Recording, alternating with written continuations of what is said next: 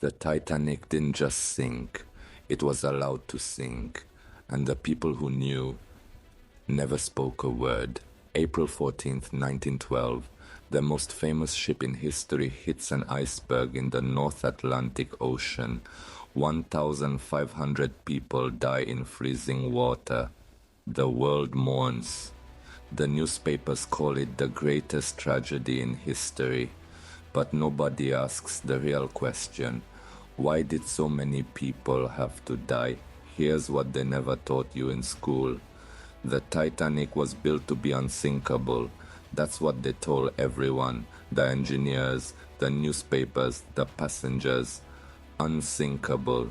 But on its very first voyage, it sank. Convenient, isn't it? Now let's talk about the people who were supposed to be on that ship. 3 of the most powerful men in America had confirmed tickets. J.P. Morgan, the most powerful banker in the world. Milton Hershey, the chocolate king worth millions. Henry Clay Frick, the steel magnate. All 3 cancelled at the very last minute. No proper explanation. No reason given to the public. They just didn't show up. P. Morgan himself owned the company that built the Titanic. White Star Line was his, and on the night the ship sank, he was comfortably sleeping in a hotel in France. Now here's where it gets darker. The Titanic was insured for $12.5 million. In today's money, that's over $400 million. After the ship sank, White Star Line collected every single dollar of that insurance money.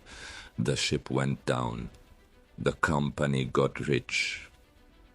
Ask yourself, who really lost here? But it doesn't stop there. The Titanic had lifeboats for only 1,178 people, but there were 2,224 passengers on board. Simple math tells you that over 1,000 people had absolutely no chance of survival. And this wasn't a mistake. The ship was deliberately designed with fewer lifeboats. You know why? Because the wealthy first-class passengers complained that too many lifeboats would block their ocean view. So they removed them. They chose a view over human lives. And when the ship started sinking, the lifeboats were launched only half full. Half full. There was space, there was room, but the crew didn't go back. They didn't save the people screaming in the freezing water, they just rowed away. 1,500 people died that night. Most of them were third-class passengers, poor people, immigrants, people who had no power, no voice, no choice. The first-class survival rate was over 60%.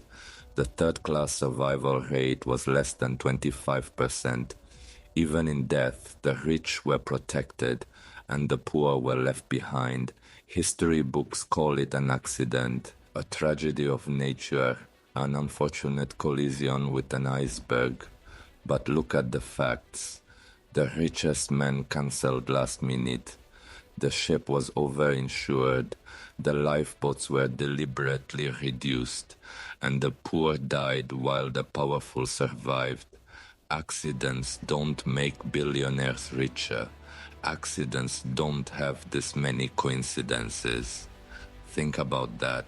This is the Border Files, where we uncover the secrets they never wanted you to find.